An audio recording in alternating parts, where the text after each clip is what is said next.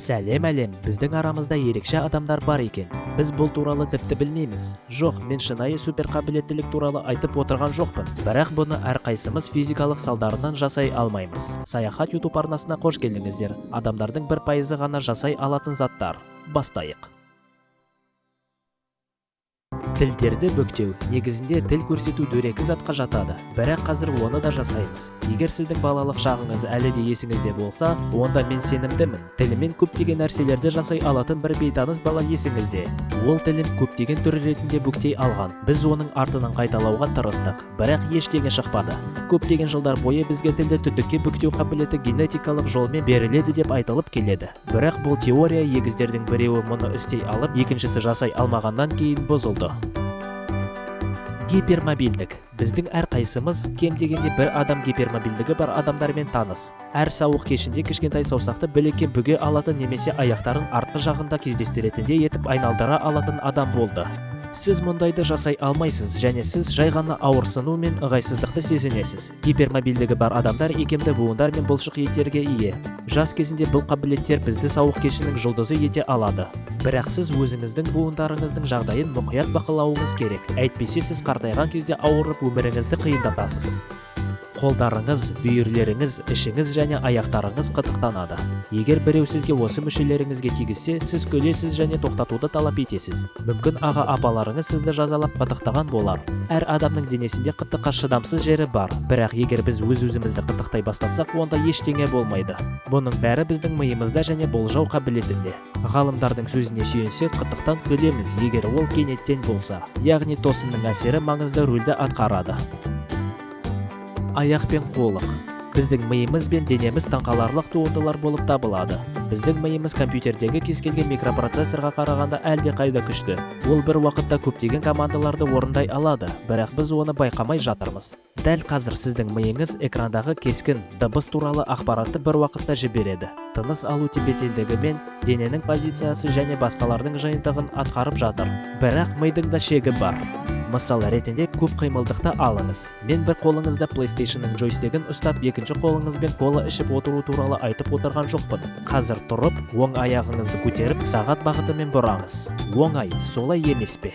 Енді аяқ бұрап тұрып, оң қолыңызбен 6 санын ауада жазуға тырысыңыз. Аяғыңыз бағытын өзгертіп, қолмен бірге кетті. Бұны оңай түсіндіруге болады. Біздің миымыз мұндай әрекетті жасай алмайды.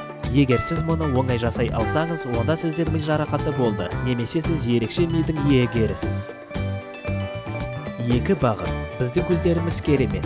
Олар бәрін түрлі түстіктерде көреді, және біз әлемді жоғары сапалық HD-дан да 1000 есе жақсы көреміз.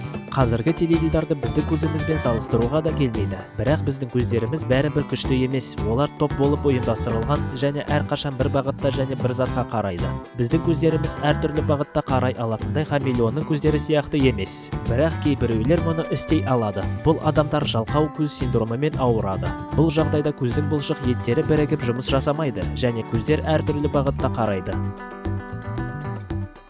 Құлақтардың қозғалысы. Бет бұлшық еттері үшін ең қиыны екіншісін қозғалтпай қастың бірін көтеру. Бірақ құлақтарыңызды қозғалтуға қалай қарайсыз? Оны жасауға қабілетті адамдар саны аз. Бұған эволюция кінәлі болуы керек.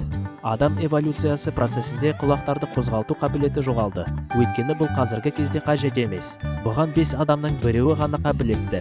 Бұл адамның нашар дамығанын білдірмейді. Жай ол басқалардан қарағанда басындағы жеке бұлшық еттерді жақсы басқара алады. Селекей атуы. Сіз бұл қабілет туралы ешқашан естімеген мүмкіндігіңіз бар. Селекейдің құрылыс алаңын тілдің астынан ату процесін гликинг деп аталады.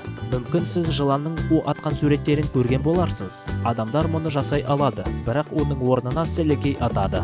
Гликинг үшін селекей бездері мен иектің бұлшық еттерін жақсы меңгеру керек. Қысқасы, селекейді жұтып, тілді таңдайға көтеріп, терең тыныс алып, тілді таңдайға қысып, жақты алға созыңыз.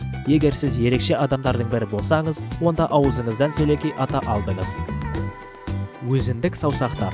Қолыңызды үстелге қойыңыз. Енді әр саусақты жеке-жеке жылжытыңыз. Оңай ма? Енді аяғыңызға қарап башпайларыңызбен дәл солай істеуге тырысыңыз. Үлкен башпай оңай қозғалады, бірақ қалғандары бөлек қозғала алмайды, тек қана бірге қозғала алады. Ғалымдардың пікірінше, мұның себебі тәжірибе жоғында. Бала кезімізден біз саусақтарымызды қозғалтып, бәрін қатарынан ұстаймыз. Содан кейін біз қаламсаптарды, телефондарды белсенді қолданамыз, ал аяқ башпайлары аз қимылдайды. Сондықтан олардың қозғалуы мүлдем дамымайды. Қолы жоқ адамдар қарапайым заттарды қолдануды жеңілдету үшін аяқтың қозғалуын тез дамытады. Көз алмаларын шығару. Әлемдегі адамдар әртүрлі пішінді, түс пен өлшемдегі көз болуы мүмкін екенін білеміз. Бірақ көздің құрылымы мен бас сүйегіндегі орны бірдей. Дегенмен көз жағдайын басқара алатын арнайы адамдар бар. Олардың көпшілігі жарақаттанудан немесе көздің бұлшық еттерінің ауруынан зардап шегеді. Бірақ кейбіреулері бұлшық еттерді ерекше түрде дамытады және кез келген уақытта көздерін шығара алады. Бірақ біздің көпшілігіміз үшін бұл мүмкін емес. Оны адамдардың көзінше жасасаңыз, сізді жарымжан деп ойлап қалулары мүмкін. Ішті тарту. Кейбір адамдар ішті өте қатты тарта алады. Бұл әсері сонша, сіз қабырғаның және бөрененің ішкі құрылымын көре аласыз. Иә, біз жақын жерде әдемі қызды көрген кезде ішімізді тартып аламыз, және қыздар фотоға түскенде арық болып көрінуі үшін іштерін тартып жатады. Бала кезінде сіз ішті тарту білетін баланы немесе қызды көрген шығарсыз. Бірақ жасына байланысты біздің дене құрылымымыз өзгереді де және ішті сонша тарту мүмкін болмайды. Осымен болды достар. Жаңа айтып кеткен қабілеттері арасында сіз қайсы қабілетті жақсы меңгере аласыз немесе кезінде меңгердіңіз? Комментарияға жазып кетіңіз. Және осы видео сізге ұнаған болса, лайк басып менің Саяхат YouTube арнама жазылыңыз.